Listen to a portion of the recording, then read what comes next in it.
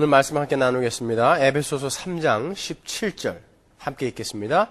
믿음으로 말미암아 그리스도께서 너희 마음에 계시게 하옵시고 너희가 사랑 가운데서 뿌리가 박히고 터가 굳어져서. 아멘.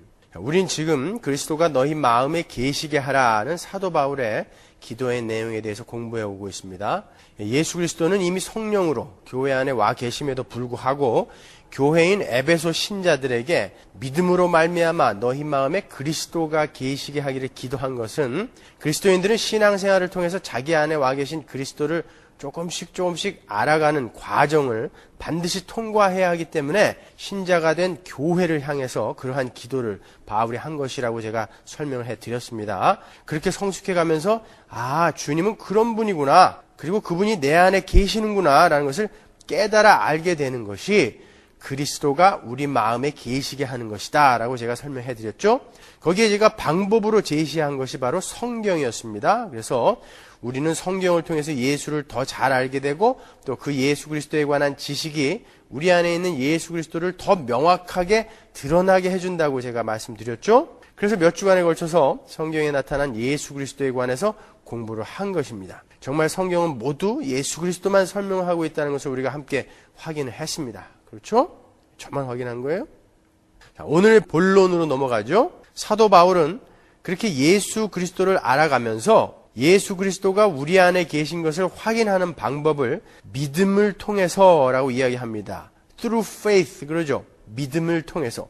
오늘 본문을 우리가 이해하기 쉽게 다시 번역을 하면 믿음을 통해서 그리스도가 너희 마음에 계신 것을 우리가 알게 된다라는 것입니다.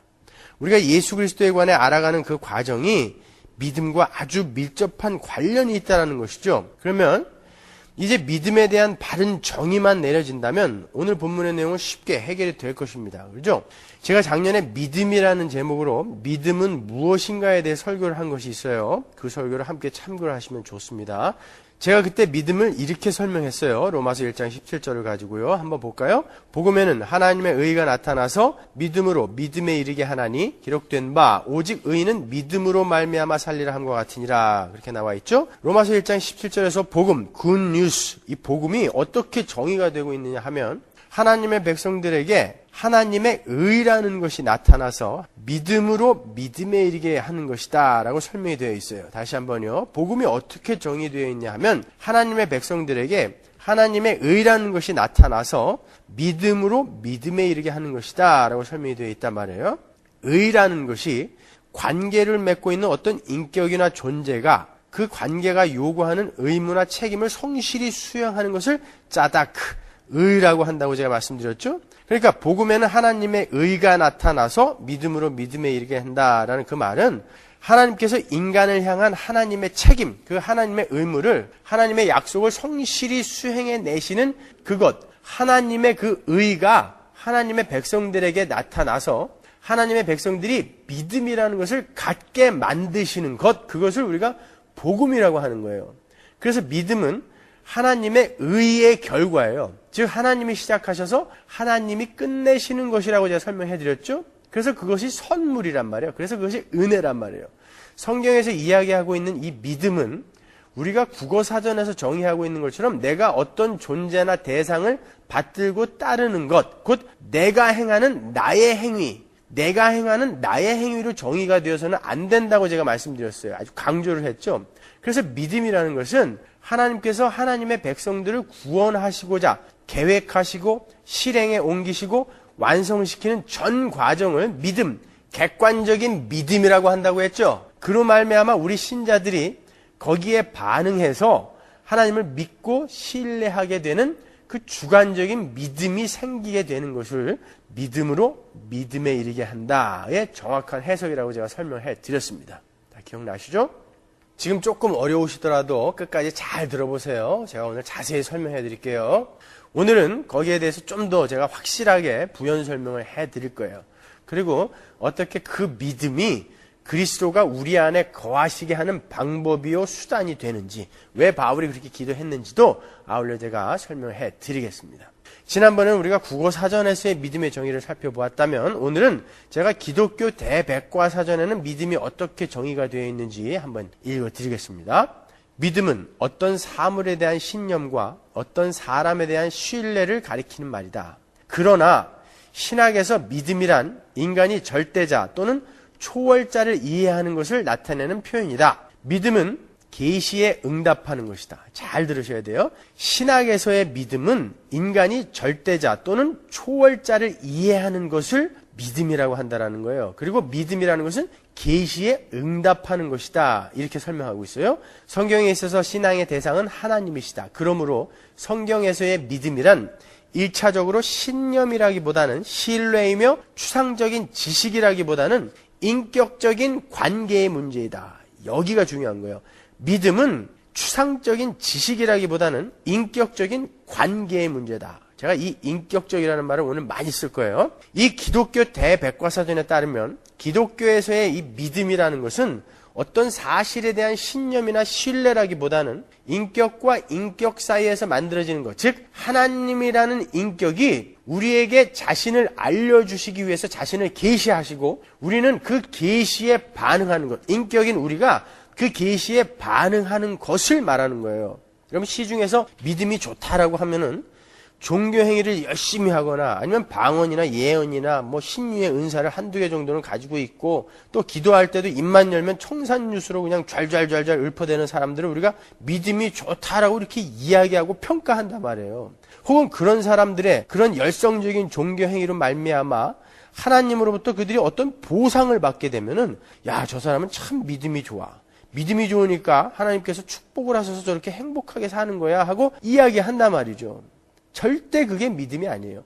성경은 그런 것을 믿음이라고 정의하지 않습니다. 오히려 그러한 행위를 하던 자들에게 외식하는 자, 독사의 새끼라는 말을 한 적은 있어요. 성경이 말하고 있는 믿음은 우리가 기독교 대백과사전에서 읽었던 것처럼 기계나 무생물 혹은 어떤 사실이나 지식 혹은 알 수 없는 거대한 힘 같은 것에 보내는 신념이나 신뢰와는 아주 거리가 먼 거예요. 하나님이라는 인격과 인간이라는 인격 사이에서 생성되는 보다 깊고 고급한 어떤 거라는 거예요.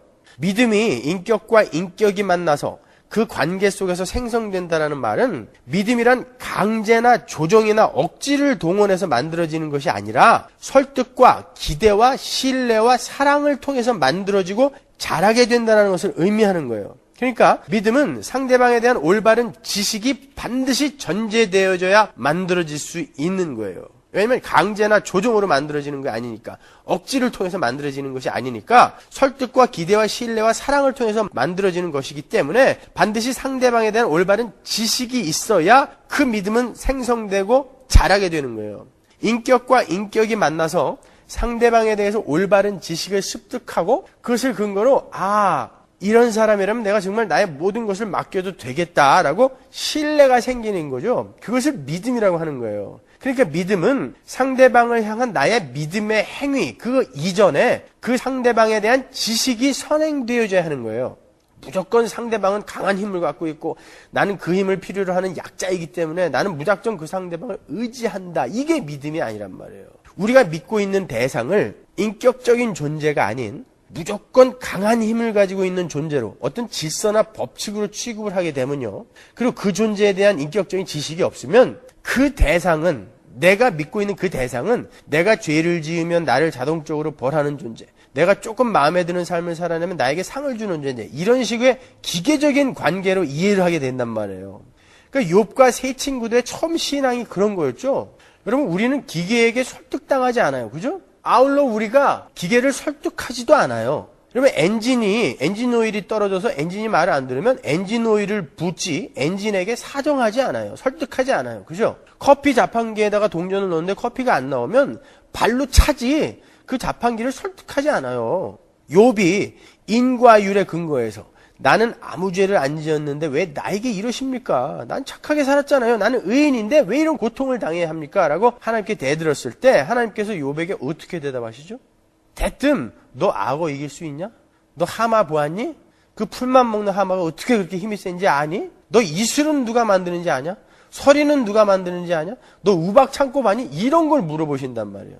그러니까 하나님을 그저 잘하면 상 주고 못하면 벌을 주는 어떤 힘이요, 법칙이요, 질서로 이해하고 있던 욥에게 하나님은 나는 무정한 법 개념이 아니다. 나는 의지를 가지고 선과 의를 이루기 위해서 자연과 모든 생물의 인격에 개입하는 하나님이다. 나는 네 인생에 있어서 그저 심판관이고 무정한 법칙이 아니라 너를 복되게 하기 위해서 네 인격과 네 인생에 개입하는, 적극적으로 개입하는 아버지고 인도자고 복주시는 하나님이다. 그러니까 너에게 일어나는 모든 일은 인격자인 나 하나님이 어떤 목적을 가지고 그 목적을 달성하기 위해서 너에게 허락하는 것, 너에게 최고로 좋은 참 복을 주기 위함이라는 것을 너는 알아야 한다. 이것을 하나님은 욥에게 말씀하시는 거예요. 하나님이 욥기를 통해서 우리 교회에게 바른 믿음이란 무엇인가에 대해서 잘 설명해 주고 계신 것입니다. 믿음은 이렇게 어떤 힘 있는 대상에게 무엇을 얻어내기 위한 수단도 아니고 방법도 아니고 나에게서 나오는 어떤 훌륭한 행위 같은 것도 아니에요. 믿음은 인격과 인격이 만나서 그 인격을 바탕으로 일어나는 상호 신뢰예요. 자, 히브리서 11장으로 한번 가보겠습니다. 히브리서 11장 4절. 믿음으로 아벨은 가인보다 더 나은 제사를 하나님께 드림으로 의로운 자라 하시는 증거를 얻었으니 하나님이 그 예물에 대하여 증거하심이라. 저가 죽었으나 그 믿음으로써 오히려 말하느니라. 믿음으로 에녹은 죽음을 보지 않고 옮기웠으니 하나님이 저를 옮기심으로 다시 보이지 아니하니라. 저는 옮기우기 전에 하나님을 기쁘시게 하는 자라 하는 증거를 받았느니라. 믿음이 없이는 기쁘시게 못하나니 하나님께 나아가는 자는 반드시 그가 계신 것과 또한 그가 자기를 찾는 자들에게 상 주시는 이심을 믿어야 할지니라. 믿음으로 노아는 아직 보지 못하는 일에 경고하심을 받아 경외함으로 방주를 예비하여 그 집을 구원하였으니 이로 말미암아 세상을 정죄하고 믿음을 좇는 의의 후사가 되었느니라. 4절을 보시면 아벨이 믿음으로 가인보다 더 나은 제사를 드렸다고 나오죠. 여기서 여러분이 많이들 오해하고 계신데요. 아벨은 양치던 자였기 때문에 피 있는 제사를 드렸고 또 가인은 농사를 짓던 사람이었기 때문에 곡식으로 제사를 지내서 가인의 제사는 받지 않으시고 아벨의 제사만 받으셨다. 이렇게 이야기하시는 분들이 많아요. 구속사적 해석이라고 할 수도 있겠죠. 여기서 아벨이 피 있는 제물로 제사를 드린 행위를 믿음의 행위라고들 생각한단 말이에요. 그래서 그 행위를 어여삐 여기시고 하나님이 그 제사를 연락했다고 그렇게 이해하고 있어요. 그러나 여러분, 제사 중에는 짐승을 죽여서 태우는 번제도 있지만 곡식을 태워서 드리는 소제도 있어요. 그건 이유가 안 돼요. 그러면 아벨이 믿음으로 제사를 드렸다는 것이 무엇을 의미합니까? 창세기 4장 4절로 가보면 알겠죠? 아벨은 자기도 양의 첫 새끼와 그 기름으로 드렸더니 여호와께서 아벨과 그 제물은 연락하셨으나 가인과 그 제물은 연락하지 아니하신지라. 가인이 심히 분하여 안색이 변하니. 보세요. 창세기의 설명은요, 제물의 종류나 제사의 방법이 문제가 아니에요. 하나님은 그 제물을 드린 사람에게 관심이 있으신 거예요. 인격이신 하나님이 인격인 사람에게 관심이 있다고요. 하나님은 아벨을 연락하시면서 그 제물도 함께 연락하신 거예요. 그리고 가인을 연락하지 않으심으로 그의 제사도 함께 연락하지 않으신 거예요. 믿음이라는 것은요, 이렇게 이 땅에 보이는 것으로 하나님께 선뜻 드려지는 우리의 열심이라든지 행위의 차원의 것이 아니에요. 그리고 그 믿음의 행위로 말미암아 이 땅의 것으로 보상을 받는 것은 더더욱 아닌 거예요. 여러분이 믿음을 잘 정의하고 계셔야 돼요. 믿음이 좋은 자, 그렇지 못한 자의 구분을 겉으로 보여주는 어떤 것으로 구별하면 안 된다는 거예요. 히브리서 11장 4절, 5절, 6절, 7절을 계속 보시면요, 믿음으로 아벨은 가인에게 마저 죽었고 믿음으로 에녹은 죽음을 보지 않고 하늘로 올라갔어요. 이것은 믿음이라는 원인이 이 땅에 어떤 것으로 보상이 되지 않는다는 것을 응변적으로 일부러 보여주는 거예요. 누구는 믿어서, 누구는 하나님께 연락되어서 하나님께 연락되어지지 않은 어떤 자에게 마저 죽었어요. 누구는 하나님께 연락되어서 하늘로 그냥 올라갔어요. 그 둘 중에 누가 더 훌륭한 신앙인인지 성경이 이야기하고 있지 않단 말이에요. 이것은 믿음의 생성이나 믿음의 보상에 이 세상의 것은 전혀 영향을 미칠 수 없다라는 거예요. 그래서 그 아래에 믿음으로 노아는 아직 보이지 않는 하나님의 명령을 쫓아서 120년 동안 배를 만들었다가 거기에 붙어 있는 거예요. 노아는 자기 믿음의 대가로 눈에 보이는 보상을 전혀 꿈꾸지 않았다라는 거예요. 보이지 않는 하나님의 명령을 쫓아서 120년 동안 순종했다라는 것은 이 땅의 것으로 어떤 보상을 꿈꾸지 않았다라는 거예요. 이렇게 성경이 말하는 믿음은 힘 있는 대상에게 눈에 보이는 어떤 것을 얻어내기 위해서 열심을 부리고 노력하고 치성을 들이는 어떤 그런 것을 의미하지 않아요. 그리고 그 믿음의 보상으로 이 세상에 눈에 보이는 것이 제공되지도 않습니다, 여러분. 실망이 되십니까, 좀? 성경이 말하는 믿음은 인격자이신 하나님께서 인격을 가진 인간에게 끊임없이 자신을 설명하시고 인간은 그 계시에 반응하는 거예요. 그걸 믿음이라고 그러는 거예요. 그래서 성경은 창세기부터 계시록까지 쭉 하나님을, 예수님을 설명하고 있는 거예요. 여러분, 세상에 어떤 종교도 그들의 신을 설명하는 종교가 없어요. 그저 그들의 신은 능력이 있고 초월적인 힘을 소유하고 있고 그 신을 믿는 자들은 그 힘을 빌어서 자기의 필요를 충족시키는 방법만 갖고 있어요. 세상의 종교의 내용에는 그 두 가지밖에 없어요. 그것을 우리가 주문 혹은 부적이라고 부르지 않습니까? 오늘 예배당에서도 믿음을 그렇게 주문처럼 부적으로 사용하는 사람들이 있다라는 거예요. 기독교는 달라요, 여러분. 하나님은 끊임없이 자신을 소개하시고 설명하시면서 우리를 설득하시고 우리를 이해시키려고 하신단 말이에요. 그리고 잘못을 하면은 야단을 치시고 얼르고 달래시고 때로는 화를 내시고 우시기도 하신다라는 표현을 쓴단 말이에요.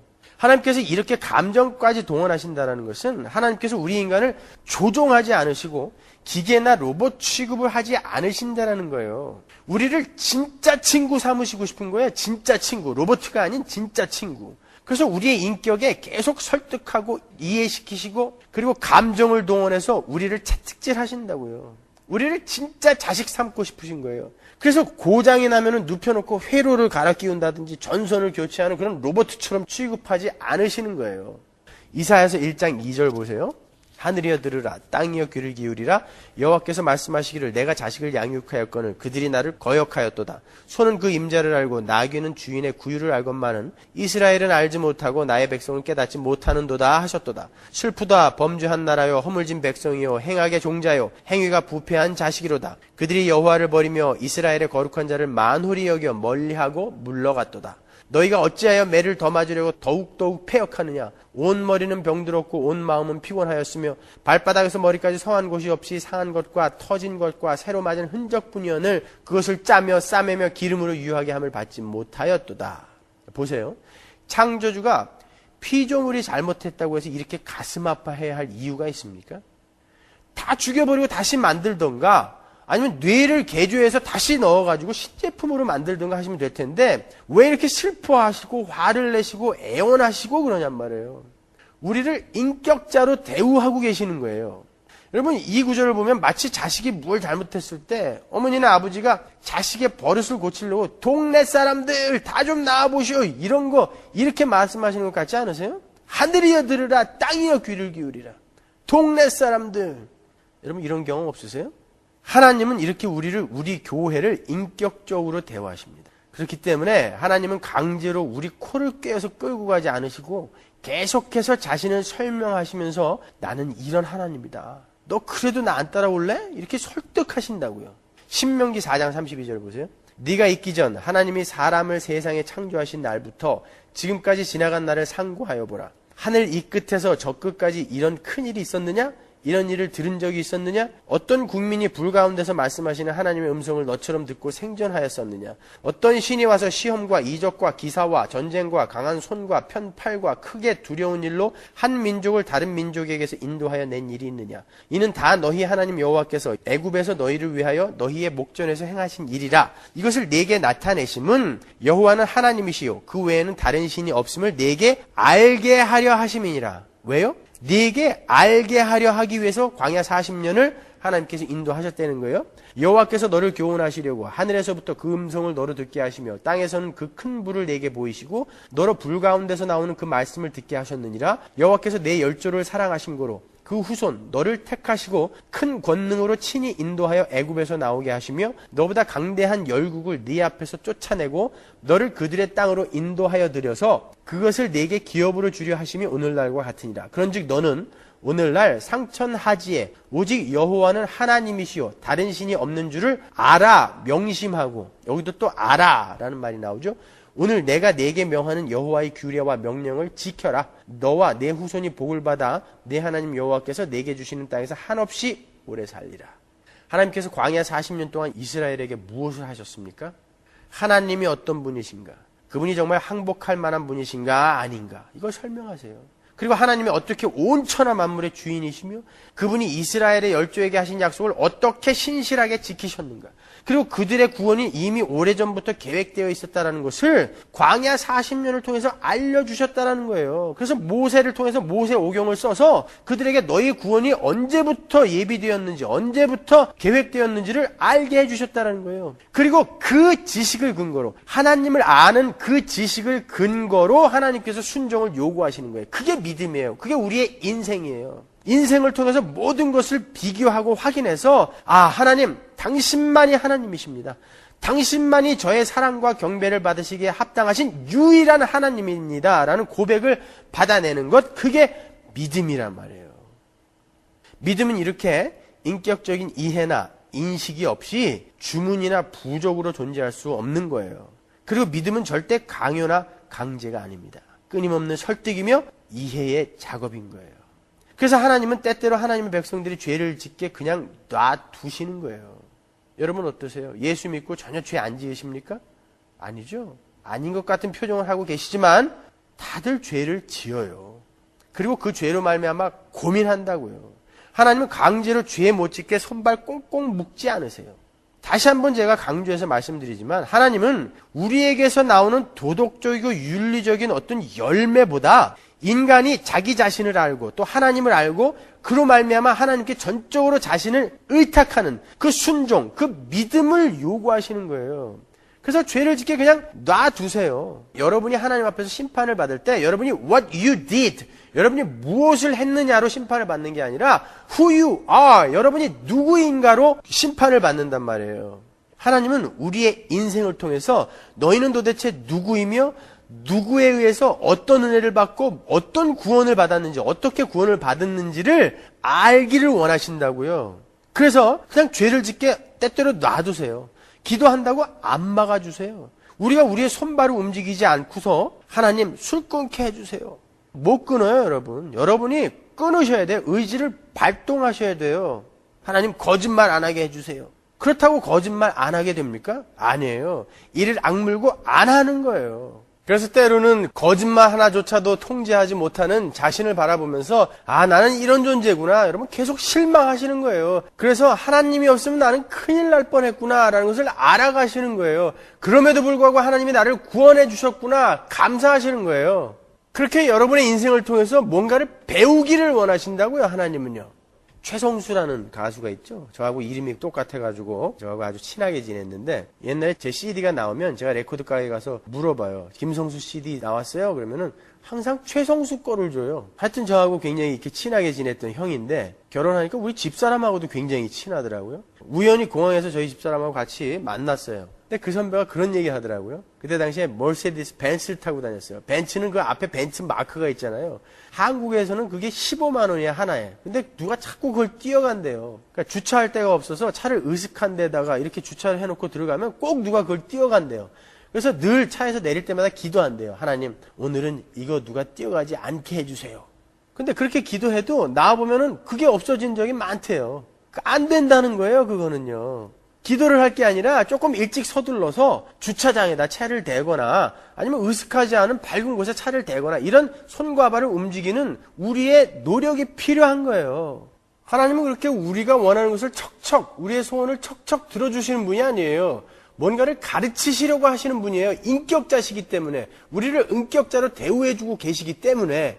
운전을 할 때도 오늘도 무사히 기도하는 어린 사무엘 사진 걸어놓고 잠깐 기도하고 음주운전, 난폭운전 그건 안 된다는 거예요. 잠을 푹 자고 술 마시지 말고 그리고 조심해서 운전해야 되는 거지 오늘도 무사하게 해주세요라는 기도로 하나님이 여러분을 무사하게 해주시지 않는다라는 거예요.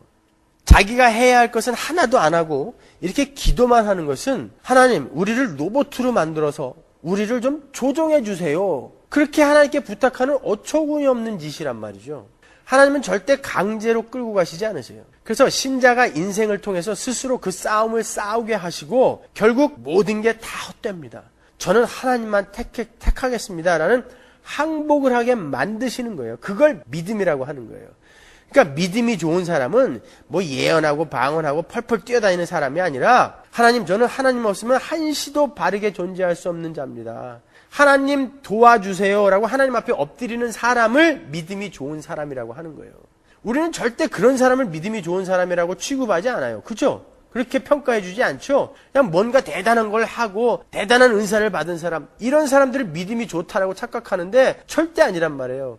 오히려 믿음이 좋은 사람은 그냥 하나님 앞에 꿇어 엎드려서 하나님, 저는 이런 존재입니다. 하나님 도우심이 없이는 저는 한시도 존재할 수 없어요. 도와주세요, 도와주세요. 이게 믿음이 좋은 사람이란 말이에요. 창세기 2장 15절 보세요. 여호와 하나님이 그 사람을 이끌어 에덴 동산에 두사 그것을 다스리며 지키게 하시고 여호와 하나님이 그 사람에게 명하여 가라사대 동산 각종 나무의 실과는 네가 임의로 먹되 선악을 알게 하는 나무의 실과는 먹지 말라. 네가 먹는 날에는 정령 죽으리라 하시니라. 하나님이 인간에게 명령을 하십니다. 다스려라. 그리고 먹지 말아라. 왜 전지전능하신 하나님께서 인간을 만드실 때 아예 하나님의 명령을 입력한 칩을 뇌에다 장착하지 않으시고 명령을 통해서 자신의 의사를 전달하시죠? 우리를 인격적으로 대접해 주시는 거예요. 하나님은 절대 우리를 조종하지 않으세요. 우리 보고 선택하고 결정하라고 하신단 말이에요. 다스려라, 먹지 말아라 라는 명령을 받고 어떻게 다스려야 되는가를 생각하고 노력해야 되고 결정하고 책임져야 되는 거예요. 그리고 저 선악과를 왜 먹으면 안 되는가를 생각하는 거예요. 그리고 먹을 것인지 안 먹을 것인지 스스로 결정을 하게 하신다니까요. 여기서 잘 이해하셔야 할 것이 하나님께서 우리에게 선택권을 주셨다는 것을 최종 결재권을 주신 것을 오해하시면 안 돼요. 하나님의 절대 주권 아래에서의 제한적인 선택권이에요. 제가 말씀드리는 선택권은요. 우리의 운명까지 우리가 선택하고 결정할 수는 없어요. 운명은 하나님이 결정하세요. 유기 선택. 예를 들어서 맹자의 어머니가 맹자를 공부를 열심히 하는 자식으로 키우려고 결정을 하고 결심을 하고 아이가 공부를 할 수 있는 좋은 환경을 만들어주기 위해서 3번 이사를 하죠. 맹자는 이사간 곳에서 장사치 흉내도 내고 공부도 하고 잠도 자고 장의사 흉내를 내기도 하고 하는 이런 선택을 할 수는 있었어요. 그렇지만 자기가 훌륭한 학생이 되어야 하고 공부를 잘하는 학생이 되어야 한다는 큰 결정은 이미 어머니가 내려놓으셨단 말이에요. 그래서 그 결정에 따라서 어머니는 계속 이사를 가고 있고 그 아이가 공부를 잘하는 아이가 되도록 그렇게 결정하신 그 어머니의 그 목적과 결정에 맞는 아이가 되도록 어머니는 큰 결정들을 해놓으시고 그 안에서 이 아이는 작은 선택과 결정을 하면서 그 큰 목적과 결정을 향해서 쫓아가게 되는 거란 말이에요. 하나님이 어항을 여기서부터 저까지 옮기시는데 그걸 하나님이 옮기시는 거예요. 그게 큰 결정이라고 하는 것이고 그 안에서 붕어 새끼들이 지들이 싸우고 뭐 잠자고 돈 벌고 하는 선택을 하면서 자유롭게 살아가는 것, 그것을 제한적인 선택, 제한적인 자유의지다 이렇게 하는 거예요. 그러나 그 전체는 다 하나님의 주권 아래 들어있는 것이죠. 그런데 그 목적과 결정의 자리로 억지로 강제로 끌고 가지 않으시고 상황과 환경 등을 만들어주시면서 그들을 설득하고 이해시키신단 말이에요. 그래서 나중에는 그들이 스스로 결정을 내리고 선택을 해서 쫓아온 것처럼 여겨주시고 취급해 주시려고 하시는 거예요. 그게 우리의 믿음의 여정이란 말이죠. 절대로 강제로 끌고 가지 않으세요. 이번 주간이 우리 애기들 가을방학 기간이에요. 일주일 방학을 주더라고요. 그래서 가을 방학을 하면 애들하고 놀이동산회를, 놀이공원회를 가기로 약속했다고요. 그래서 제가 월요일 날 오전 중으로 일을 다 보고 오후에 애들을 데리고 놀이공원에 갔어요. 저희 집에서 가까운 식스플래그. 아십니까? 그 이름도 유명한? 저는 그런 곳에 가는 걸 제일 싫어해요. 그리고 특히 그런 곳에 가서 무슨 놀이기구 타는 거. 에? 돈 주고 고문당하는 거 아니에요, 그거요. 왜 그런 짓을 하냔 말이에요. 근데 아이들은 너무너무 좋아하는 거예요. 특히 뭐 아버님과 이거를 한번 타면 소원이 없겠다는 둥, 뭐 막 그러니까 쫓아다니면서 탔어요, 꾸역꾸역. 근데 급기야 롤러코스터라는 것을 타게 됐어요. 정말 타기 싫었는데 어떻게 밀려가지고 같이 탔어요. 또 제가 맨 앞에 탔잖아요. 초커덕초커덕 하고 올라가는데 그 기분이 얼마나 더럽던지. 그냥 올라가면 쑥 내려가는 거 제가 알거든요. 그래도 어떻게 뒤에 아이들이 앉아서 손 들고 재밌다 막 그러는데 제가 또 무서운 척 할 수 없잖아요. 근데 이거 딱 탔는데 이 철로 된 바가 이렇게 척 내려오는데 꼼짝을 못 하겠더라고요, 이거를. 그래가지고 이게 꽁꽁 묶여서 결박되어서 확 달리는데 하여튼 꽉 참았어요. 눈을 감고. 이를 꽉 물고 아주 겨우 목적지에 다다랐어요. 근데 사람이 별로 없었거든요. 월요일이니까. 그러니까 거기 탄 사람들이 one more time 이러는 거죠. 그래서 얘네들이 미쳤나. 근데 그 오퍼레이터가 one more time 그러더니 오케이 그러더니 또 이걸 또 가게 만드는 거예요. 그래서 아니 나한테는 적어도 물어는 봐야 될 거 아니에요. 아니 내려야 되는데 이게 내 맘대로 이게 안 올라가는 거예요. 그래서 그냥 갔어요 또. 그래갖고 내렸는데 그날 아침에 제가 파김치를 먹고 갔거든요. 파전 붙일 뻔했어요 거기서. 다 토할 뻔했잖아. 그렇게 나의 의지와 상관없이 하나님이 꼭꼭 묶어가지고 하나님이 원하시는 어디로 이렇게 끌고 가지는 않으신단 말이에요. 그 안에서 하나님이 우리에게 선택과 결정을 할 수 있게끔 우리에게 그렇게 만들어주신다고요. 그리고 계속해서 우리를 설득하고 이해시킨단 말이죠. 하나님은 우리에게 선택권과 결정권을 주시는 거예요. 그리고 시행착오를 허락하세요. 그 속에서 하나님은 하나님을 설명해 가시는 거예요. 왜냐하면 인격적인 존재들은요, 힘 있는 자에게 굴복하지 않아요. 그 인격적인 존재보다 더 큰 인격, 더 깊은 인격 앞에 굴복을 한다고요. 그래서 하나님은 그 작업을 해내시는 거예요. 힘 있는 존재 앞에서 누구나 약한 척, 아부할 수 있고 그런 걸 할 수 있지만 거기에 굴복하지는 않아요. 그래서 하나님은 힘으로 우리를 강제하지 않으시고 인격적으로 설득하시는 거예요. 창세기 28장 10절 보세요. 야곱이 부엘세바에서 떠나 하란으로 향하여 가더니 한 곳에 이르러는 해가 진지라 거기서 유숙하려고 그곳에 한 돌을 취하여 베게 하고 거기 누워 자더니 꿈에 본즉 사닥다리가 땅 위에 섰는데 그 꼭대기가 하늘에 닿았고 또 본즉 하나님의 사자가 그 위에서 오르락 내리락 하고 또 본즉 여호와께서 그 위에 서서 가라사대 나는 여호와니 너의 조부 아브라함의 하나님이요 이삭의 하나님이라. 너 누운 땅을 내가 너와 네 자손에게 주리니 네 자손이 땅의 티끌같이 되어서 동서남북에 편만할지며 땅의 모든 족속이 너와 네 자손을 인하여 복을 얻으리라. 내가 너와 함께 있어 내가 어디로 가든지 너를 지키며 너를 이끌어 이 땅으로 돌아오게 할지라. 내가 네게 허락한 것을 다 이루기까지 너를 떠나지 아니하리라 하신지라. 분명 하나님께서 모든 족속이 네 자손으로 인하여 복을 얻는 복을 주시며 내가 너와 함께 있어 네가 어디로 가든지 너를 지키며 너를 이끌어 이 땅으로 돌아오게 할 것이다 라고 약속을 하세요. 근데 야곱이 다시 가나안으로 돌아오는 데는 얼마나 걸렸죠? 20년이 걸렸어요.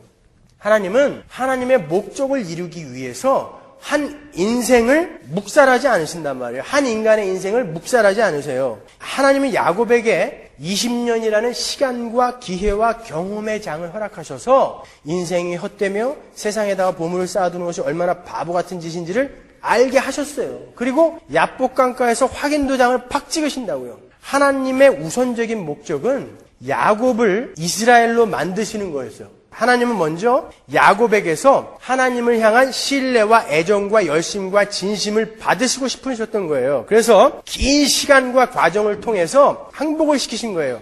그 기간 동안 하나님은 야곱에게 약속하신 것처럼 한시도 야곱에게서 떠나지 않으셨어요. 하나님은 절대 허튼 말을 하시는 분이 아니잖아요. 20년 동안 야곱이 수많은 고생과 오해와 반목과 질시를 받으면서 살았던 그 야곱의 인생이 하나님과 함께 한 삶이었다는 거예요. 하나님은 그렇게 야곱의 상황들을 섭리하시면서 야곱을 설득하시고 야곱을 이스라엘로 만들어 내시는 거예요. 야곱이 사기칠 때 하나님이 안 말리셨어요. 함께 계셨는데요.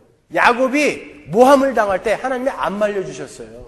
그 안에서 하나님은 하나님을 알리신 것이지 어떤 상황을 해결해 주신다거나 거기에 대한 보상을 해 주시지 않았단 말이에요. 우리의 인생이 그런 거라니까요. 교회의 인생이라는 것이. 그래서 때로는 욥의 고백처럼 하나님이 여러분을 떠난 것 같은 느낌이 들 때도 있어요. 때로는 내가 진짜 구원받은 자가 맞나? 이런 의심이 들 때도 있다니까요. 하나님과 나와 아무 관계없는 자처럼 느껴질 때도 있어요. 야곱의 삶이 그랬던 것처럼. 그러나 그때도 하나님은 같이 계신 거예요. 여러분에게 뭔가를 지금 가르치고 계시는 거예요. 하나님을 가르치시는 거예요. 여러분이 누구인지를 가르치시는 거예요. 그런 과정을 통과한 야곱이 나중에 이제 야복강을 건너가고 형을 만나고 형을 어떻게 부릅니까? 나의 주라고 불러요. 자기는 종이다 그러죠. 야곱이 안 거예요. 내 인생에서 중요한 것은 나를 지키시는 하나님 한 분뿐이구나. 하나님은 이 사기꾼인 나에게 하신 약속을 그대로 지켜내시는 분이라는 것을 야곱은 안 거예요. 지팡이 하나만 갖고 야복강 건넜는데 엄청난 부자가 되어서 돌아왔어요. 하나님의 약속대로. 그리고 실제로 가나안으로 돌아오게 되었어요. 외삼촌 라반의 자식들의 모함으로. 이게 모두 20년 전에 베델에서 하나님께서 야곱에게 약속하신 내용이었잖아요. 그러니까 야곱은 그가 목숨 걸고 자기 꾀로 긁어모은 그 재산을 에서에게 아깝지 않게 나눠주는 거예요. 그리고 여호와를 경외하는 자들의 삶은 원수를 향하여 그를 주라 여기고 내가 그의 종이 되어서 나의 죽음으로 오히려 원수를 섬기는 자의 삶이다라는 것을 야곱이 실제로 삶으로 보여주는 거예요. 에서에게 무슨 아부하는 거 아니에요. 그러니까 하나님은 그렇게 우리의 믿음을 만들어 가시는 거예요. 그렇게 하나님은 우리에게 생각하고 심사숙고하고 선택하고 결정을 하게 만드시는 것입니다. 여러분, 신학에서 구약에 나타난 대표적인 신학적 주제를 계약신학이다 이렇게 불러요. 다른 말로 언약신학이다 이렇게 부르거든요. 창세기서부터 하나님은 계속해서 인간과 언약을 맺으시죠. 선악과 따먹지 말아라. 거기부터 언약이란 말이에요. 그게. 그 안에는 선악과 안 따먹으면 너는 복을 받고 하나님의 자녀로 영생을 누릴 것이고 이 명령을 어기면 너는 벌 받는다. 이게 포함된 거란 말이에요. 근데 인간은 그 언약을 어기고 실패했어요. 그리고 하나님은 노아와 또 언약을 맺으세요. 아브라함과 언약을 맺으세요. 이스라엘과 언약을 맺으세요. 약속을 하신단 말이에요. 여러분, 하나님이 왜 인간과 약속을 하시죠? 우리가 창세기 15장에서 본 것처럼 하나님이 약속을 하실 때는 하나님이 혼자 쪼갠 고기 사이로 지나가신다고요. 그것은 내가 혼자 이 약속을 지켜가시겠다는 거예요. 약속의 시작과 완성은 하나님이 다 해내신다라는 게 쪼갠 고기 사이로 하나님이 혼자 지나가신 거잖아요. 이건 제가 수십 번 설명해 드렸으니까 다시 설명 안 해드려도 되죠? 그런데도 불구하고 하나님이 어차피 다 하실 거면서 왜 약속을 하시냔 말이에요, 우리에게. 자기가 그냥 다 해놓고 나중에 짠 하고 이거 내가 다 해놓은 거야 이렇게 하셔도 되는데 왜 미리 약속을 하시냔 말이에요. 그것은 하나님이 그 약속으로 말미암아 인간에게 주어질 어떤 결과보다는 그 약속을 이루어내시는 하나님은 나를 알아라 라고 하는 의도란 말이에요. 그래서 약속을 하시는 거예요. 어차피 하나님이 다 하실 거면서. 신명기 7장 6절 한번 보세요. 너는 여호와 내 하나님의 성민이라. 내 하나님 여호와께서 지상 만민 중에서 너를 자기 기업의 백성으로 택하셨나니 여호와께서 너희를 기뻐하시고 너희를 택하심은 너희가 다른 민족보다 수효가 많은 연고가 아니라 너희는 모든 민족 중에 가장 적으니라. 여호와께서 다만 너희를 사랑하심을 인하여 또는 너희 열조에게 하신 맹세를 지키려 하심을 인하여 자기의 권능의 손으로 너희를 인도하여 내시되 너희를 그 종되었던 집에서 애굽 왕 바로의 손에서 속량하셨나니 그런즉 너는 알라. 오직 내 하나님 여호와는 하나님이시요 신실하신 하나님이시라. 그를 사랑하고 그 계명을 지키는 자에게는 천대까지 그 언약을 이행하시며 인애를 베푸시되 그를 미워하는 자에게는 당장에 보응하여 멸시하시나니 여호와는 자기를 미워하는 자에게 지체하지 아니하시고 당장에 그에게 보응하시느니라. 그런즉 너는 오늘날 내가 네게 명하는 명령과 규례와 법도를 지켜 행할지니라. 이렇게 하나님은 약속을 지키시는 분이시고 그 약속을 지켜내실 수 있는 능력이 있으신 분이시라는 것을 자식들에게 알리시기 위해서 약속을 하시는 거예요. 그러면 약속이라는 것은 인격적인 두 대상이 아직 이루어지지 않은 결과가 꼭 시행되리라는 믿음을 전제로 하여 이루어지는 것이죠. 그러니까 약속은 쌍방간의 믿음이 전제가 되어야 약속이 가능한 거예요. 그렇죠? 다시 한번요. 약속이라는 것은 인격적인 두 대상이 아직 이루어지지 않은 어떤 결과가 꼭 이루어지게 될 것이다라는 믿음을 가지고 약속을 하는 거 아니에요. 내가 2천만 원 너에게 내일까지 줄게. 이렇게 약속을 하는 것은 아직 주지는 않았지만 얘는 줄 거야. 그리고 나도 너에게 줄 거야 라는 이 믿음이 상호 간의 믿음이 전제가 되어야 약속이 되는 거란 말이죠. 그렇죠? 그러면 하나님께서 우리와 어떤 약속을 하셨다는 것은 하나님이 우리를 믿으신다는 거죠. 잘 들으세요. 여러분이 과거에 믿음을 정의하실 때 믿음이라는 것은 상대적으로 약한 자가 강한 자에 대한 신뢰요 의뢰인 것으로 정의를 했단 말이에요. 그러나 믿음은 그렇게 약자가 강자에게 보내는 신뢰일 뿐만이 아니라 강자가 약자에게 아무런 이해관계가 없이 인격적으로 대우해주는 인격적인 신뢰도 믿음이라고 그래요. 우리가 예를 들어서 아버지가 아들에게 나 너 믿는다. 그럴 때 너 빨리 자라가지고 아버지한테 매달 용돈 200만 원씩 갖다 바쳐라. 이거 아니잖아요. 에? 아버지가 나 너 믿는다. 이거는 그 자식을 인격적인 차원에서 대우를 해주고 있는 거란 말이에요. 신뢰를 보내주는 거란 말이에요. 그러나 그 안에는 내가 너를 믿는다라는 그 말 안에는 내가 너를 믿음으로 해서 너에게 기대하고 너에게 원하는 그 자리까지 내가 최선을 다해서 너를 도와줄게라는 결연한 믿는 자의 신념이 포함이 되어 있는 거란 말이죠.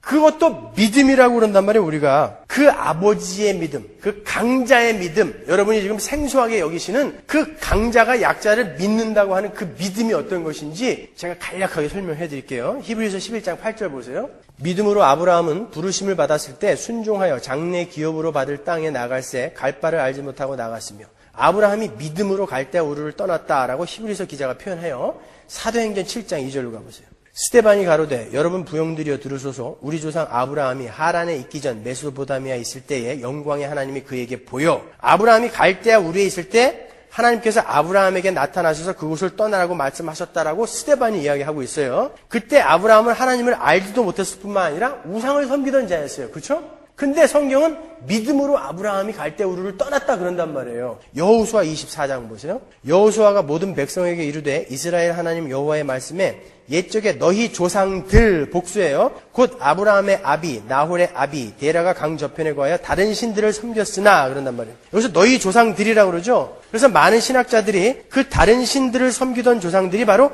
아브라함, 나홀, 데라 모두를 가리키는 것이다라고 이야기해요. 아니라 할지라도 아브라함의 아버지 데라가 우상을 섬기던 사람이라는 것은 틀림없는 사실이에요. 그죠? 그런 우상을 섬기던 집안에서 태어나서 우상을 섬기는 아버지와 함께 생활해 오던 아브라함에게 하나님이 나타나셔서 갈대아 우르를 떠나라고 말씀하신 거예요. 아브라함 믿음이 있어서 떠난 것이 아니라 우리가 생각하는, 우리가 정의하고 있는 그 믿음이 아브라함에게 있어서 떠난 것이 아니라 하나님이 우상을 섬기던 아브라함을 그냥 끌고 나오신 거란 말이에요. 근데 하란에서 머물면서 민기적거리다가 아버지 데라가 죽죠. 그리고 계속해서 민기적거리고 있는 아브라함에게 하나님이 또 나타나신단 말이에요. 그게 창세기 12장이란 말이죠. 보세요. 1절 여호와께서 아브라함에게 이르시되 너는 너의 본토 친척 아비집을 떠나 내가 네게 지시할 땅으로 가라. 내가 너로 큰 민족을 이루고 네게 복을 주어 내 이름을 창대케 하리니 너는 복의 근원이 될지라. 너를 축복하는 자에게는 내가 복을 내리고 너를 저주하는 자에게는 내가 저주하리니 땅의 모든 족속이 너를 인하여 복을 얻을 것이라 하신지라. 이에 아브라함이 여호와의 말씀을 쫓아갔고 롯도 그와 함께 갔으며 아브라함이 하란을 떠날 때 그 나이 75세였더라. 이렇게 창세기 12장이 나오고 12장, 13장, 14장에 어떤 이야기가 있냐면 아브라함이 가나안에 들어갔다가 가뭄이 심하자 애굽으로 내려가죠. 거기서 애굽 왕 바로에게 사라를 누이라고 속여서 팔아먹죠. 그때 애굽 왕이 아브라함에게 자기 아내에 대한 사례비로 노비와 양과 염소와 나귀와 약대 은금으로 보상을 해준다고요. 그래서 아브라함이 그때부터 부자가 된 거예요. 와이프 팔아가지고. 거기서 아브라함이 하나님은 바로보다 크신 분이구나라는 것을 이제 알게 되죠. 그리고 롯과 헤어지는 사건도 겪어요. 12, 13, 14장에서. 그리고 롯이 네 왕의 연합군에게 잡혀가게 되고 또 아브라함이 318명의 머슴들을 데리고 네 왕의 연합군과 싸워서 이겨서 롯을 구해오는 장면도 그 안에 있어요. 그리고 멜기세덱을 만나고 창세기 15장으로 이어지는 거예요. 그 많은 사건이 있고 나서 창세기 15장 보세요. 1절 이후에 여호와의 말씀이 이상 중에 아브라함에게 임하여 가라사대 아브라함아 두려워 말라. 나는 너의 방패요 너의 지극히 큰 상급이니라. 아브라함이 가로되 주 여호와여 무엇을 내게 주시려나이까? 나는 무자하오니 나의 상속자는 이 다메섹 엘리에셀이니이다. 아브라함이 또 가로되 주께서 내게 씨를 아니 주셨으니 내 집에서 길리운 자가 나의 후사가 될 것이니이다. 여호와의 말씀이 그에게 임하여 가라사대 그 사람은 너의 후사가 아니라 내 몸에서 날 자가 내 후사가 되리라 하시고 그를 이끌고 밖으로 나가 가라사대 하늘을 우러러 무뼈를 셀 수 있나 보라. 또 그에게 이르시되 내 자손이 이와 같으리라. 아브라함이 여호와를 믿으니 여호와께서 이를 그의 의로 여기시고. 보시다시피 아브라함은 창세기 15장에 가서야 여호와를 믿어요. 그런데 히브리서 기자는 갈대아 우르에서 나올 때 아브라함이 믿음으로 나왔다라고 기술한단 말이에요. 다시 보세요. 히브리서 11장 8절 믿음으로 아브라함은 부르심을 받았을 때에 그러죠. 여기서 아브라함이 믿음으로 부르심을 받았다라는 구절을 헬라 원어로 보면 피스테이 칼루메노스예요. 수동태예요. 정확하게 번역을 하면 아브라함은 믿음에 의해서 by faith, 믿음에 의해서 불림을 당했다 이런 뜻이에요. 아브라함이 믿어서 아브라함이 믿음이 있어서 거기에서 나왔다라는 뜻이라기보다는 믿음이라는 것이 아브라함의 부름을 주도한 거예요. 수동태란 말이에요. 그러면 히브리서 11장의 이 믿음과 창세기 15장에서의 아브라함의 믿음이 어떻게 다른 거예요? 창세기 15장에서는 아브라함이 분명히 믿었다 그래요. 그래서 이를 그의 의로 여기셨다 그런단 말이에요. 근데 히브리서 11장에서는 창세기 12장 이전에 이미 갈대 우르에서 나올 때 그가 믿음으로 나오게 되었다라고 한단 말이에요. 이 두 믿음은 차이가 있잖아요. 맞아요? 차이가 있는 거죠. 조금 전에 말씀드렸다시피 하나님께서 하나님의 백성들을 사랑하시고 또 그들을 향해 어떤 목적을 세우시고 그들을 끌고 가시는 이해관계를 떠난 인격적인 대우, 그것을 또한 우리가 믿음이라 한다라고 제가 말씀드렸죠. 히브리서 11장에 믿음으로 아브라함은 부르심을 받았을 때의 그 믿음은 바로 그 하나님의 인간을 향한 믿음을 이야기하는 거예요. 여기부터 잘 들으셔야 돼요. 믿음은 이렇게 상대적으로 열등하고 약한 자가 종속적인 차원에서 강한 자에게 기대고 의지해서 무엇을 얻어내려는 것만을 믿음이라고 하지 않아요. 인격적인 존재 쌍방 간에 일어나는 인격적인 신뢰를 믿음이라고 이야기한단 말이에요. 그렇다고 우리가 믿을 만한 존재여서 하나님께서 우리를 믿어주신 것이 아니라 하나님이 우리를 믿으신다라는 것은 하나님께서 우리를 꼭 하나님이 원하시는 바대로 만들어내시고 마시겠다는 그런 하나님의 사랑과 은혜의 결단이 전제가 된 하나님의 믿음이라는 말이에요. 전부 하나님에게서 나온 거예요. 근데 하나님이 우리를 믿어주신다고요. 그래서 그 하나님의 그 믿음의 행위가 얘는 꼭 내가 원하는 대로 만들어내고 말 거야 라는 하나님의 그 믿음의 행위가 아브라함을 갈대에서 끌고 나왔단 말이에요. 그리고선 가나안까지 끌고 들어가셨단 말이에요. 그걸 하나님의 믿음이라고 그러는 거예요. 하나님의 인간을 향한 믿음. 그 믿음이 우리 인간을 끌고 가시면서 여기서부터 갈대 우르에서 가나안까지 갈 때는 엄청난 시간이 걸렸잖아요. 그 기간 동안, 그 우리의 인생의 기간 동안에 하나님은 이런 분이시고 이런 분이시고 너는 그래서 하나님을 의지해야만 되라는 것을 설득하고 이해시켜서 그래서 나는 하나님을 믿어야 되는구나 라는 것을 깨닫게 하시는 그 믿음이 창세기 15장에서의 믿음이라는 말이에요. 그걸 이해하시는 거예요 이제? 그러니까 믿음은 이렇게 두 가지 종류처럼 보이는 거예요. 믿음은요. 어차피 하나인데 이렇게 믿음은 두 가지 종류처럼 보이는 거예요. 그래서 믿음으로 하나님이 우리를 향하신 그 믿음의 행위, 그 믿음으로 창세기 15장에 믿음에 이르게 한다라고 하는 거예요. 사도 바울이. 인간은 하나님의 그 믿음의 행위가 아니면 절대 살 수가 없어요. 그렇죠? 우리는 모두 사망으로 던져지게 되어 있단 말이에요. 그러나 그 하나님의 우리를 향하신 그 믿음의 행위가 우리를 살게 만든 거예요. 우리를 구원하신 거죠. 그렇죠? 그러니까 그 객관적인 하나님의 우리를 향하신 그 믿음이 우리의 주관적인 믿음을 이끌어내시는 거예요. 그래서 거기에 이어서 의인은 그 믿음으로만 살 수 있다라고 이야기를 하는 거예요. 하나님이 우리를 끌고 가시는 그 믿음, 그 믿음이 없으면 우리는 사망으로 던져지게 되는 자들인데 그 하나님의 믿음이 나타나가지고 우리를 끌고 가셨단 말이에요. 그래서 의인은 믿음으로만 산다라는 말이 거기에 붙어 있는 거란 말이에요. 한마디로 하나님이 하나님의 백성들을 향한 하나님의 열심, 그 열심을 우리가 하나님의 우리를 향한 믿음이다 이렇게 표현을 하는 거예요. 그 하나님의 열심만이 우리를 살려낼 수 있는 거죠. 그러니까 믿음이라는 것은 절대 스스로 우리가 만들어내거나 그 믿음을 우리가 선택할 수 없는 거예요. 그러니까 믿음이 좋다, 믿음이 나쁘다 이걸 갖고 자랑을 한다는 게 이게 말이 되냐고요. 그걸 부러워하는 게 이게 말이 되냐고요, 여러분. 그 믿음은 어차피 우리에게서 나온 게 아니란 말이에요. 그 하나님의 믿음의 행위, 그 하나님의 열심이 축약되어지고 농축되어져, 요약되어져 나타낸 게 뭐예요? 십자가죠, 그게. 예수 그리스도의 대속의 죽음, 그 예수 그리스도의 죽음은 인간을 인격적인 존재로 대우하시며 그들을 하나님의 백성으로 기필코 만드시고야 마시겠다는 그 인간을 향한 사랑과 은혜를 쏟아부으신 하나님의 믿음의 행위인 거예요. 그게 우리를 구원한 거 아닙니까? 그래서 에베소서가 이렇게 진술을 하는 거예요. 2장 8절.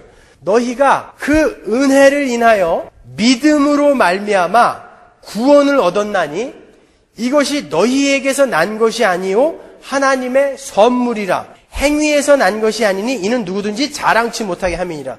8절에 은혜, 믿음, 구원, 선물은 모두 같은 것을 가리키는 거죠. 9절에 행위와 자랑, 즉 인과율과 자랑과 대조해서 기록이 된 거예요. 믿음이라는 것은 하나님의 은혜로 선물로 우리에게 주어진 구원, 즉 하나님의 믿음으로 말미암아 우리에게 생기게 된 하나님의 선물, 그것을 믿음이다, 구원이다 이렇게 이야기하는 거예요. 믿음, 은혜, 구원, 선물 이 모든 것 중에 우리에게서 나온 게 뭐가 있냐고요. 그래서 에베소서 2장 8절 9절이 이렇게 기술을 하고 있는 거예요.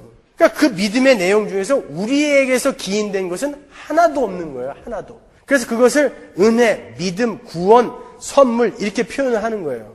그러니까 구원은 우리의 믿음의 행위로 받는 것이 아니라 하나님의 믿음의 행위로 우리에게 주어지는 거란 말이에요. 이 컨셉을 잘 이해하고 계셔야 되는 거예요, 여러분요.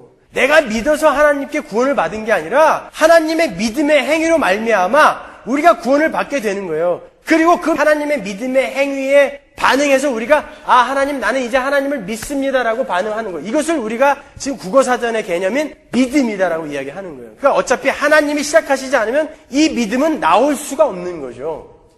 다 이해하시는 표정이라고 믿습니다. 제가 구원과 믿음에 대해서 조금만 더 설명해드리고 마칠게요. 구원을 받은 자들은 의롭다 칭함을 받은 자들이에요. 그렇죠? 로마서 5장 9절로 가보세요. 그러면 이제 우리가 그 피를 인하여 의롭다 하심을 얻었은즉 더욱 그로 말미암아 진노하심에서 구원을 얻을 것이니 곧 우리가 원수 되었을 때에 그 아들의 죽으심으로 말미암아 하나님으로 더불어 화목되었은즉 화목된 자로서는 더욱 그의 살으심을 인하여 구원을 얻을 것입니다. 제가 의라는 것을 어떻게 설명해드렸죠? 의라는 것은 관계를 맺고 있는 네페시가 그 관계가 요구하고 있는 책임과 의무를 성실하게 수행해내는 것을 의라고 한다고 했어요. 하나님은 하나님의 책임을 성실히 열심히 수행해내시고 인간은 그 인간의 책임을 성실하게 수행해내는 것, 그것을 의로운 관계, 화목하게 된 관계, 구원을 받은 인간과 하나님과의 관계라고 이야기하는 거예요. 그죠? 그래서 그것을 의라고 이야기하는 거란 말이에요. 그래서 그 관계를 10절에서 하나님과 화목되어진 관계라고 이야기하는 거예요. 맞습니까? 그러니까 구원은 하나님과 우리가 의로운 관계로 회복되어지는 것이고 그것을 다른 말로 회복되어진 관계다 이렇게 이야기한단 말이에요. 그것은 믿음으로 말미암아 이루어지는데 그 믿음은 하나님의 열심에서 시작되는 거란 말이죠. 그러니까 하나님의 믿음의 행위에서 이루어지는 거란 말이에요. 그 구원은요. 그 하나님의 믿음의 행위가 진행되어지면서 우리에게서 믿음의 행위가 생기게 되는 거예요. 그래서 이런 구절이 있는 거예요. 보세요. 로마서 3장 21절. 이제는 율법 외에 하나님의 한 의가 나타났으니 그래요. 의가 뭐예요? 하나님의 하나님다우심. 하나님이 우리 인간을 향해서 행하시는 믿음의 행위, 책임, 의무 이런 것들을 이야기하는 거예요. 하나님의 한 의가 나타났으니 율법과 선지자들에게 증거를 받은 것이라 곧 예수 그리스도를 믿음으로 말미암아 모든 믿는 자에게 미치는 하나님의 의인이 차별이 없느니라. 모든 사람이 죄를 범하였음에 하나님의 영광에 이르지 못하더니 그리스도 예수 안에 있는 구속으로 말미암아 하나님의 은혜로 값없이 의롭다 하심을 얻는 자 되었느니라. 그 하나님의 의 때문에 우리가 값없이 의롭게 되었다 그래요. 이 예수를 하나님이 그의 피로 인하여 믿음으로 말미암는 화목 제물로 세우셨으니 이는 하나님께서 길이 참으시는 중에 전에 지은 죄를 간과하심으로 자기의 의로우심을 나타내려 하심이니 곧 이때에 자기의 의로우심을 나타내사 자기도 의로우시며 또한 예수 믿는 자를 의롭다 하려 하심이니라. 보세요. 지금까지 제가 말씀드렸던 것이 여기에 다 들어있어요. 하나님의 믿음의 행위를 우리가 하나님의 의라고 한단 말이에요. 그죠? 하나님의 의가 하나님이 관계를 맺고 있는 인간에게 해야 하는 책임과 의무를 열심히 수행하는 것을 제가 의라고 그랬잖아요.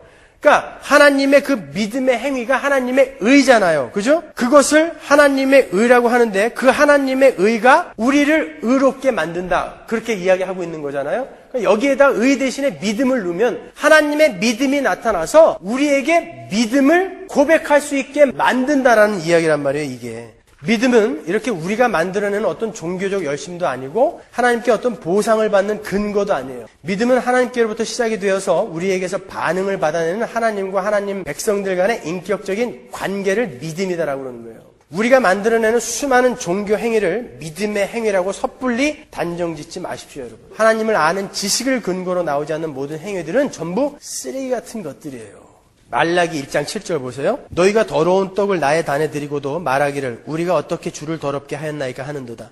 이는 너희가 주의 상은 경멸히 여길 것이라 말함을 인함이니라. 만군의 여호와가 이르노라 너희가 눈먼 희생으로 드리는 것이 어찌 악하지 아니하며 저는 것, 병든 것으로 드리는 것이 어찌 악하지 아니하냐. 이제 그것을 너희 총독에게 드려보라. 그가 너를 기뻐하겠느냐? 너를 간합하겠느냐? 만군의 여호와가 이르노라 너희는 나 하나님께 은혜를 구하기를 우리를 긍휼히 여기소서 하여 보라. 너희가 이같이 행하였으니 내가 너희 중 하나인들 받겠느냐? 만군의 여호와가 이르노라. 너희가 내 단 위에 헛되이 불사르지 못하게 하기 위하여 너희 중에 성전 문을 닫을 자가 있었으면 좋겠도다. 내가 너희를 기뻐하지 아니하며 너희 손으로 드리는 것을 받지도 아니하리라. 종교행위를 열심히 했는데 하나님을 알지 못하고 하는 종교행위들은 하나님의 믿음으로 쳐주질 않아요. 오히려 문을 좀 닫아다오. 교회 문 좀 닫아줄래? 그런다니까요. 그러니까 여러분이 믿음에 대해서 정확히 정의를 내리지 못하고 하나님에 대한 지식이 여러분에게 없는데 여러분이 어떤 행위를 한다고 해가지고 그것이 하나님에게 카운트되는 믿음의 행위가 되지 않는단 말이에요. 말라기 2장 3절 보세요. 보라, 내가 너희의 종자를 견책할 것이요 곧 너희 절기의 희생의 똥을 너희 얼굴에 바를 것이라. 너희가 그것과 함께 제하여 버림을 당하리라. 우리가 하나님을 알지 못하고 하나님을 아는 지식을 근거로 하지 않는 어떤 행위들, 믿음의 행위들이라고 하는 것만 번들으라는 것들은 하나님이 얘라 이놈들아 얘 똥이나 먹어라. 그리고 얼굴에다가 똥을 바를 일이란 말이에요. 이게 하나님이 하시는 말씀이에요. 똥이나 먹어라 이놈들아. 그러니까 여러분, 우리가 얼마나 예수를 믿는 데 있어서 진지해져야 되겠습니까, 여러분? 평생 예수 믿고 하나님한테 똥벼락 맞을 수 있다니까요. 믿음은 하나님에게서 시작되는 것이고 하나님으로부터 주어지는 선물이에요. 하나님이 끊임없이 자기를 계시하시고 자기를 설명하시며 아울러 우리가 누구인지를 경험하게 하시면서 정말 우리가 의지해야 할 분은 하나님 한 분뿐이라는 것을 설득해내시는 것을 믿음이라고 하는 거예요. 그래서 여러분의 삶에, 믿음이 있는 여러분의 삶에, 구원을 받으신 여러분의 삶에 그렇게 좌절과 낭만과 실패가 여전히 있는 거예요. 때로는 하나님이 날 떠나신 것 같은 느낌도 받는 거예요. 내 구원의 확신이 수시로 흔들려 버리는 거예요. 그렇게 여러분은 그 속에서 하나님을 배우시는 거예요. 여러분을 배우시는 거예요. 예수를 믿으면 그냥 처음부터 끝까지 8차선 대로로 쫙 신앙의 대로가 펴질 것 같죠? 그렇지 않아요. 여러분은 계속 죄 짓잖아요. 아닌 것 같은 표정을 하고 있지만 계속 죄 져요. 계속 실패하세요. 여러분은요. 근데 하나님이 그대로 놔두신다고요. 그냥 그걸 통해서 네가 도대체 어떤 존재이며 하나님은 왜 너를 위해서 예수를 죽일 수밖에 없었으며 그 하나님은 누구신가를 좀 알라는 거예요. 그러니까 신앙생활은 힘들어요. 괴롭고 외롭습니다, 여러분. 그러면 그게 믿음이라면, 어차피 하나님이 시작해서 하나님이 끝내시는 게 믿음이라면 왜 주 예수를 믿어라 그러냔 말이에요. 이런 생각 안 드세요? 어차피 하나님이 다 하실 거면서 왜 주 예수를 믿어라 그러냔 말이에요. 안 믿으면 죽어 그런단 말이죠. 제가 지금까지 믿음이라는 것은 인격적인 관계 속에서 일어나는 상호 신뢰라고 그랬죠. 인격적인 관계라는 것을 강조했어요. 이 인격적인 존재는 상대방의 인격이 강하게 그를 감동시키고 설득시킬 때에 당연히 그 인격에 반응하게 됐어요. 우리는 인격적인 존재이기 때문에. 그래서 하나님이 그렇게 인격적으로 하나님의 믿음의 행위로 우리에게 강하게 설득해 오실 때 우리는 당연히 거기에 반응하게 되어 있다라는 말이에요. 이 말은요. 그래서 하나님, 저는 하나님을 믿습니다라는 그 반응이 반드시 우리에게서 나오게 된다라는 거예요. 그게 주 예수를 믿어라라는 거예요. 너희들이 실력으로 예수를 한번 믿어봐라가 아니라 하나님이 시작하시면 그 인격에 하나님의 일을 하기 시작하시면 그 다른 인격은 반드시 거기에 반응하게 되어 있다. 그러니까 주 예수를 믿어라라는 명령이 나오는 거예요. 정리를 하겠습니다. 믿음은 하나님과 하나님의 백성들 간의 인격적인 관계에서 비롯되는 거예요. 하나님께서 먼저 하나님의 백성들을 믿어주시고 그들에게 믿음의 행위를 하심으로 믿음은 시작이 되는 거예요. 그리고 인간은 그 하나님의 열심에, 그 하나님의 믿음의 행위에 반응을 하게 되어서 나는 하나님을 믿습니다라는 고백을 하게 되는 것, 그것을 우리가 믿음이라고 하는 거예요. 그 믿음은 의라고도 표현할 수도 있고 그 믿음과 의로 말미암아 우리가 하나님과 화목하게 되어 구원을 받게 되는 것이죠. 그런데 하나님은 그 구원에 이르게 하는 믿음을 강제로 주입시키지 않으시고 시간과 경험과 기회의 장을 열어주시고 그 속에서 하나님을 아는 지식을 점점 쌓아가면서 그 믿음이 성장하게 하신단 말이죠. 그러니까 그 믿음은 한마디로 인간과 하나님을 아는 지식이란 말이에요. 아시겠어요? 제가 왜 여러분 하나님을 알아야 됩니다. 예수를 알아야 됩니다. 이걸 강조하는지 아시겠죠? 믿음은 그것을 전제하지 않고는 절대 생길 수가 없어요. 믿음이 없는 자는 죽는 거예요. 그래서 사도 바울이 오늘 본문에서 믿음으로 말미암아 그리스도가 너희 안에 거하게 하라 그렇게 기도하는 것입니다. 그래서 우리가 우리의 신앙생활과 성경 말씀을 통해서 예수 그리스도를 알아가는 것, 그것이 바로 우리의 믿음의 행위란 말이에요. 다른 거 거창하게 내놓으시지 마시고 그게 믿음의 행위예요. 그게 하나님을 알아가는 거, 예수를 열심히 알아가는 거, 그게 믿음의 행위예요. 그리고 그 믿음이 성숙한 사람들에게서 책임이라는 반응이 나오게 되는 거예요. 하나님을 알고, 그리고 그 하나님이 나를 지금 이렇게 열심히 끌고 가신다는 것을 알고 있는 자들이, 거기에 반응하고 있는 자들이 책임이라는 반응을 내놓는 거예요. 그래서 그들의 삶이 인격이 바뀌는 거예요. 인격이. 무슨 거창한 행위를 하는 게 아니라 믿음이 좋은 자들은, 하나님을 안 자들은 이제 인격이 바뀌게 되는 거예요. 그래서 진짜 믿음이 좋은 사람들은 대단한 행위를 하지 않아도 그의 인격에서 나타나는 거예요. 여러분들이 저에게서 언뜻 보는 그런 것이죠. 가끔 먼 데서 찾을 필요 없이 인격에 반응하는 것이기 때문에 인격으로 나오는 거예요. 그래서 성령의 열매를 사랑과 온유와 화평과 인내와 이렇게 이야기하는 거예요. 그게 믿음 좋은 자들에게서 나오는 열매라는 거예요, 여러분. 그래서 그러한 믿음을 가진 자들에게서 나오는 행위는 결코 자랑이 없어요. 그들에게서는 겸손과 감사와 찬양만이 있을 뿐이에요. 왜냐하면 하나님을 아는 지식으로부터 나온 믿음이기 때문에, 진짜 믿음이기 때문에 결코 자랑이 없어요. 자, 오늘 본문을 함께 읽고 마치겠습니다. 이해가 가셨는지. 에베소서 3장 17절. 믿음으로 말미암아 그리스도께서 너희 마음에 계시게 하옵시고 너희가 사랑 가운데서 뿌리가 박히고 토가 굳어져서. 아시겠습니까? 믿음으로 말미암아 그리스도께서 너희 마음에 계시게 하옵시고. 여러분 열심히 예수를 알아가십시오. 열심히 성경 읽으세요. 기도하겠습니다.